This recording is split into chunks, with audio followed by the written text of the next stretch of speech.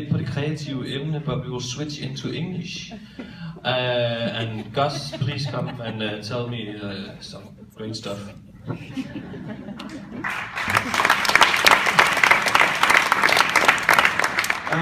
Hi everyone, I'm Gus. My friend Sophie asked me to step in today for somebody who couldn't make it. And I was not very keen on doing it, but then I remember I spent one day looking like this. So I thought it couldn't get any worse than that. Basically, shortly after I moved to Denmark, I was waiting for the bus. That was like 3 days after I moved to Denmark. Waiting for the bus, middle of the night, and I see this blonde girl coming at me. And she looks at me in the bus stop and smiles and asks for a high five. And I thought, people in Denmark are like so friendly. I was fascinated by it. So I just jumped on the bike lane and just totally high-fived her. Only that she was not high-fiving me, as I turned out. She was just turning on the corner. I was not very familiar with Danish bicycle etiquette. And I tell you this just to make 2 points. Most of the times I have no clue what I'm doing. And despite not having an idea or a clue about it, I go ahead and do it anyway. So I thought I would just share with you a story of how this book and the basic improvisational principles that it explains has guided me through my creative process as a mixed media artist, mostly doing handmade collages. Notice more, it has to do with paying attention to details. If you notice more, you will open up opportunities that maybe were not there. Let go of judgments and assumptions and presumptions. Experience is good, but sometimes it can limit us. And use everything basically assuming that apart from it being crap, it can always be used in a good way. I also, on top of that, set myself a few rules, which was to produce as much work without worrying about the details, to embrace my limitations as an artist, and then just go ahead with it, despite it being not maybe great, and focuses on the process. And then creating my own charm circle. This is some performers in France do it to feel protected and liberated to do stuff when they're working. So I sort of did a similar thing. And I will take you through some of the collages and stuff I've done and what I learned along the way. This was the first collage, and I still love it. It has a little bit of a sense of humor that I can't escape. And I was fascinated with the fact that I found images that have the same tone color. Like that simple. And then some of these ones, I think it comes from this noticing more things, right? I also became fascinated with ballet dancers. I've been doing a whole series on ballet dancers, which I find very beautiful. And I hope that I can exhibit somewhere at some point. The other thing I've been doing has to do with what comes next.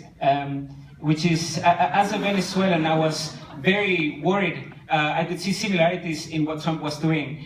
So I thought I would do my own kind of protest, even if it was just posting this picture every time Trump had a primary or something going on, and tag it in any place he was. And shortly after I did it the first time, I got this. I was followed by Bernie Sanders. So I know you guys would say that is probably a volunteer or some intern. No matter what you say, you will never take that away from me.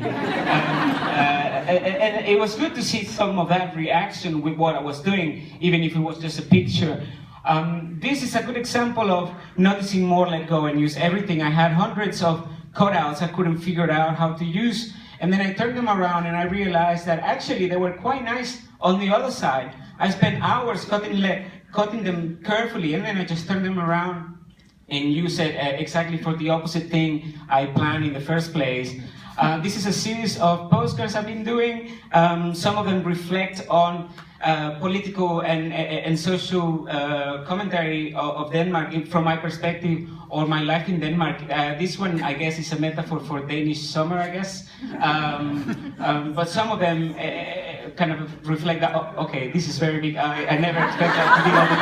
So this is a series of, this looked like a great idea until I had to find porn pictures of girls showing their vaginas but not their breasts, which is more difficult than you want, because I didn't want to have any nudity in them. So the guy that I pick up books from must be quite worried about me. And this is another one. It's called Models at IKEA. I decided to make. I realized that modern fashion looks a lot like fabric from IKEA furniture from the 70s. So I decided to put the two together and explore that. Up until now, I have 120 pieces, more or less, that I produced since February until now. And my work has been featured in magazines and websites and a few creative spaces, which is very nice. But I have also learned a few things that I would like to share with you in case it's of any help. The first one is that talk doesn't get you anywhere. Trying stuff out, it is easier to think about doing things than actually doing them. Right now, I'm talking to you about stuff I made, not the stuff I would like to do one day when I actually have the time. So I'm not saying you shouldn't think through things. I'm saying to allow yourself to try things out, even if you don't know how they're gonna work out. The second one, I was very surprised to see how the stuff I loved and inspired me were kind of influencing my work. From Robert's book to Stuart Lee or to Dave Grohl's outlook on imperfect performances, it all provided some guidance and inspiration along the way for what I was doing. And finally, to embrace constraints and limitations, right? Constraints are actually giving some structure for us to work with. So to me, it was setting myself as a target of 50 collages in 3 months, doing it only 2 hours a day, and that was pretty good for me to keep me focused and get shit done. So if you want to follow my progress, I'm on Instagram. If you want to come up for a chat, please say hello. I happen to have a few things, collages for sale, if anyone is interested. Otherwise, just say hello. It's been great. Thank you very much, guys.